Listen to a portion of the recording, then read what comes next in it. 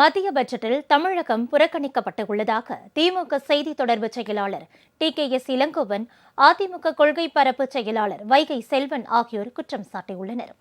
அதே நேரத்தில் நடுத்தர மக்கள் பட்டாசு வெடித்து கொண்டாடக்கூடிய பட்ஜெட்டை நிதியமைச்சர் தாக்கல் செய்திருப்பதாக பிஜேபி மூத்த தலைவர் தமிழிசை சவுந்தரராஜன் தெரிவித்துள்ளார். பீகாருக்கு காட்டுகிற முன்னுரிமையை மற்ற மாநிலங்களில் காட்டவில்லை. அவர்களுடைய அறிவிப்புகள் அவர்கள் சார்ந்த அவர்களுக்கு தேவையான மாநிலங்களை அடிப்படையாக கொண்டு அந்த மாநிலங்களுக்கு செய்கிற திட்டங்களாகவே அவர் சொல்கிறார்கள். தமிழ்நாடு உள்ளிட்ட பிற மாநிலங்கள் புறக்கணிக்கப்படுகின்றன.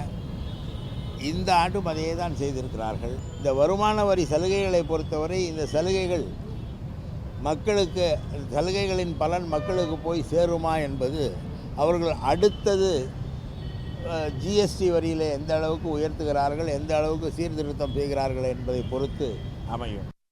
மத்திய பட்ஜெட் ஏமாற்றங்களும் எதிர்பார்ப்புகளும் நிறைந்திருந்த வேளையில் ஏமாற்றங்களே அதிகமாக இருக்கிறது.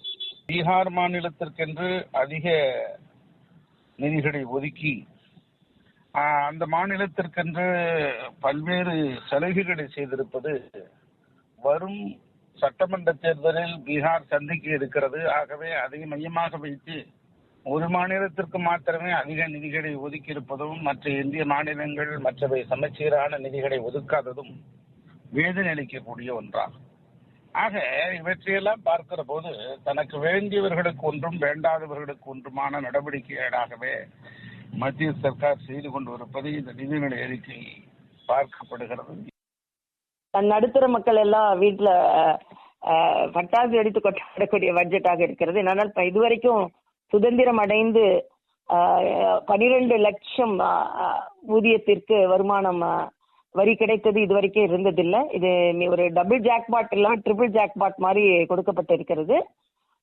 இது ஒரு சேமிப்பை ஊக்கப்படுத்தும், பல பேரை லட்சாதிபதிகளாக கோடீஸ்வரர்களாக மாற்றுவதற்கான ஒரு பட்ஜெட். இது மிக நல்ல பட்ஜெட். இதுல எல்லா துறைக்குமே ஒரு நல்ல ஊக்கம் கொடுக்கப்பட்டிருக்கிறது. வேளாண் துறையா இருக்கட்டும், மருத்துவத்துறைக்கு உண்மையிலேயே நான் மருத்துவரா மிக்க மகிழ்ச்சி அடைகிறேன்.